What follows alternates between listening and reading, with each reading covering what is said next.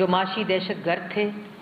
ان کی باتیں میں سن رہی تھی، جس کے اندر وہ تمام وہ چیزیں جو اپنے دور میں اکنامک انڈیکیٹرز کو فج کرتے رہے، وہی گردان آج سے صبح دوپہر شام پاکستان کی عوام کے سامنے ہے۔ ایک تو وہ پاکستان کی عوام کو بتانا تھا کہ یہ جھوٹے ہیں، فج کرتے رہے، وہی گردان آج سے صبح دوپہر شام پاکستان کی عوام کے سامنے ہے۔ ایک تو وہ پاکستان کی عوام کو بتانا تھا کہ یہ جھوٹے ہیں، ان کا مقصد ہی صرف جھوٹ بولنا ہے۔ جھوٹ کے علاوہ کارکردگی تو 4 سال جو مہنگائی کی حالت ہے، جو قرضے کی حالت ہے، جو بے روزگاری کی حالت ہے، جو ملک کی فارن پالیسی کی حالت ہے، جو ملک کے اندر پروجیکٹس 2018 میں کمپلیٹ ہونے تھے ان کی حالت ہے کہ 4 سال پرانے پروجیکٹس جو پرائم منسٹر شہباز شریف صاحب ہیں وہ 5 دن کے اندر شیلفڈ پروجیکٹس، جہاں یہاں تک کہ جن پہ کام ہی شروع نہیں ہوا اور جو 5-6 دن میں ہو سکتا تھا وہ پاکستان کی عوام کے لیے کر رہے ہیں۔ تو ان کے جھوٹ اور ان کی منافقت اور ان کی کارکردگی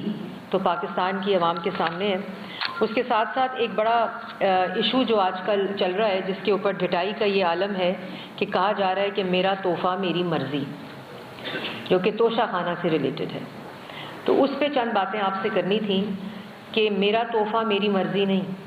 یہ پاکستان کے وزیر اعظم کا تحفہ تھا۔ مانا کہ آپ سلیکٹ ہو کر مسلط ہو کر کرسی پر آئے تھے، لیکن آپ کا تحفہ تھا، وہ تحفہ 20% اس کی ویلیو پر لے کر اس کو 4 گنا زیادہ قیمت پر بیچنا آپ کی مرضی نہیں تھی۔ یہ تحفہ ضرور تھا لیکن آپ کی دکان نہیں تھی۔ توشہ خانہ بیت المال ہوتا ہے کسی بھی حکومت کے اندر، اور وہاں بالکل آپ ریٹینشن ویلیو ہوتی ہے، اس کو پے کر کے آپ ریٹین کر سکتے ہیں وہ تحفے، لیکن ان کو بیچا نہیں جا سکتا بازاروں میں۔ اور اس کے اوپر ڈھٹائی کا یہ عالم، کیونکہ ان کو کیا پتا کہ اس کرسی کا کیا وقار ہوتا ہے۔ اسی کرسی پر بیٹھ کر وہ سیاسی مخالفین کو سزائے موت کی چکیوں میں ڈالتے رہے، جیلوں میں ڈالتے رہے، گالیاں دیتے رہے، دھمکیاں دیتے رہے، غنڈہ گردی کرتے رہے، بدماشی کرتے رہے، میڈیا کی آواز بندی کرتے رہے، پارلیمان کی آواز بندی کرتے رہے۔ تو ان کو ان کے تقاضے تو کرسی کے پتہ نہیں، لیکن بطور وزیر اعظم جو ان کو تحفے ملے تھے ان کو انہوں نے کم ویلیو پہ لیا، اور اس کے بعد انہوں نے اس کو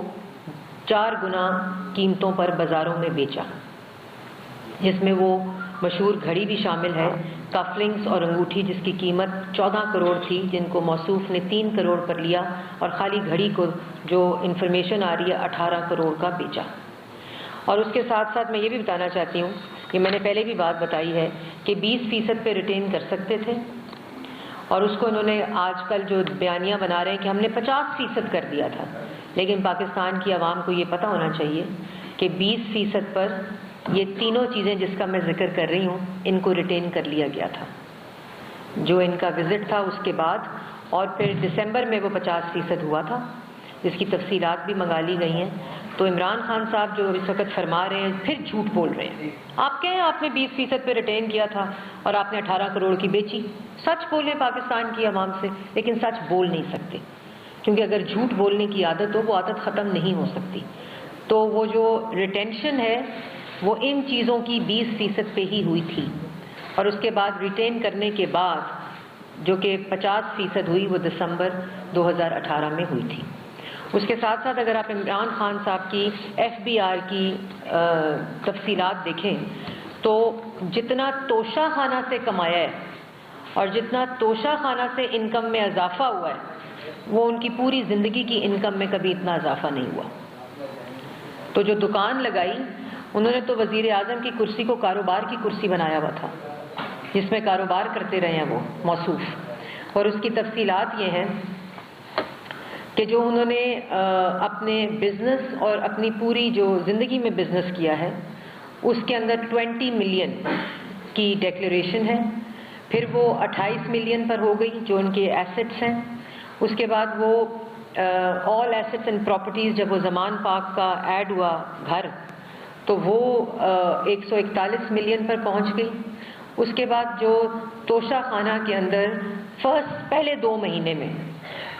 مہینے میں جو انکم عمران خان صاحب کے کاروبار ہوا توشہ خانہ کے اندر وہ 142 نہیں، پہلے 2 مہینے میں 85 ملین، صرف 2 مہینے میں 85 ملین، اور اس کے بعد اگر آپ سارے 4 سال کے توشہ خانہ کے جو گفٹس 58 گفٹس جو ریٹین کیے ہیں عمران خان صاحب نے، اس کی انکم لگائیں گے تو وہ 142 ملین بنتی ہے۔ تو پوری زندگی کی جو آمدن ہے اس کو ملا لیا جائے اور خالی توشہ خانہ کی آمدن ملائی جائے تو موصوف کی انکم صرف توشہ خانہ سے جتنی بڑی ہے وہ 41 سال میں اتنی نہیں بڑھی۔ تو کہتے ہیں میری تحفہ میری مرضی۔ دوسری بات یہ کہ جو امپورٹنٹ بات ہے کہ آپ نے جو ریٹینشن کی وہ ریٹینشن کی منی ٹریل کی طرح، جو 3 کروڑ روپیہ دیا ایک قسط میں پہلے، ان 3 چیزوں کو کرنے کے لیے ریٹین، اس کی منی ٹریل دے دیں۔ پہلے تو آپ کے جو اس سے پہلے سال کی ایف بی آر، آپ کی تو انکم اتنی نہیں تھی کہ آپ کے پاس 3 کروڑ روپیہ ہو، تو وہ منی ٹریل دیتے ہیں پاکستان کی عوام کو۔ اس میں آپ کی مرضی نہیں چلے گی، کیونکہ دوسروں کا تو 40 سال کا حساب مانگا، دوسروں کے تو لوگ والدین جو مرحوم ہو چکے ہیں، جن کی وفات ہو چکی ہے، ان کا بھی حساب دو،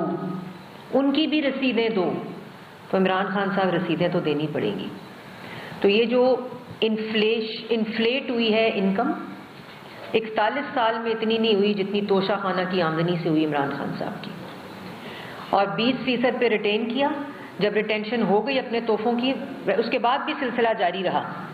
لیکن جو مہنگی چیزیں جن کو 3 کروڑ دے کر 14 کروڑ کی چیزوں کو ریٹین کیا گیا اور 18 کروڑ میں گھڑی بیچی گئی، اس کے بعد وہ 50% کیا گیا،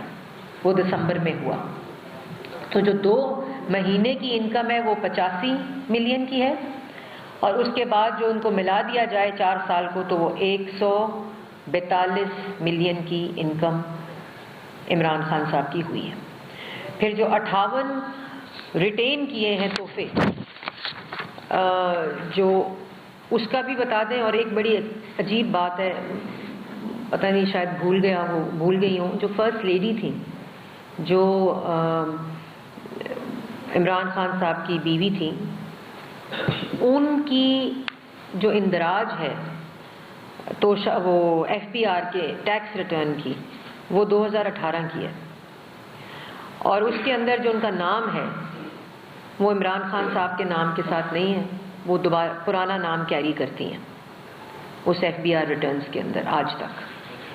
تو وہ کس کیٹیگری میں کرتی ہیں، یا وہ خاتون اول کی کیٹیگری میں کر رہی ہیں جو ایف بی آر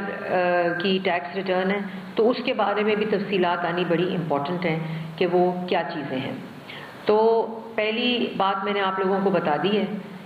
کہ جو منی ٹریل ہے وہ بتانی پڑے گی۔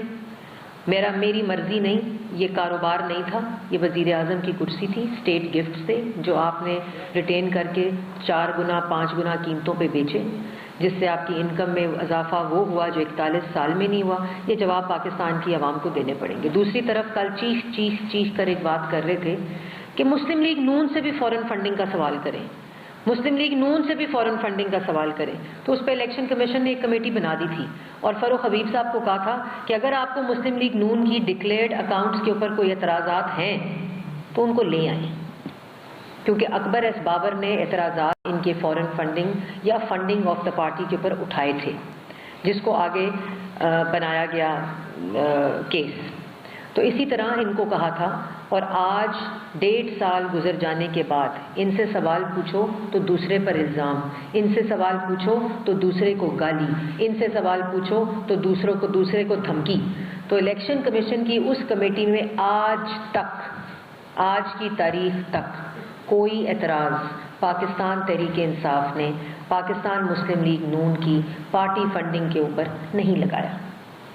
اس کا یہ مطلب ہے کہ پاکستان تحریک انصاف یہ سمجھتی ہے کہ الیکشن کمیشن کے اندر پاکستان مسلم لیگ نون کے جتنے اکاؤنٹس ڈکلیئرڈ ہیں وہ بالکل ٹھیک ہیں، اس کے اوپر وہ کوئی اعتراض نہیں لگا سکے۔ اور آج تک الیکشن کمیشن نے بھی پاکستان مسلم لیگ نون کے اوپر کوئی اعتراض نہیں لگایا۔ اسٹیٹ بینک آف پاکستان جس نے انڈکلیئرڈ اکاؤنٹس کی تفصیلات الیکشن کمیشن کو پاکستان تحریک انصاف کی دی ہیں، انہوں نے بھی آج تک پاکستان مسلم لیگ نون کی فنڈنگ کے اوپر کوئی مراسلہ الیکشن کمیشن کو نہیں بھیجا۔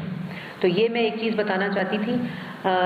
جو امپورٹنٹ چیز آپ کو میں نے آلریڈی بتا دی ہے۔ اس کے ساتھ ساتھ جو آج کنٹینر پر کھڑے ہوں گے عمران خان صاحب رات کو،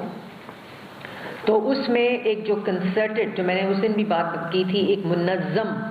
جو کیمپین چلائی جا رہی ہے اداروں کے خلاف روبوٹک ٹویٹس کے ذریعے، جو باٹس ٹویٹس ہیں سافٹ ویئر کے ذریعے، اس میں پی ٹی اے کو ہدایت جاری کر دی گئی ہے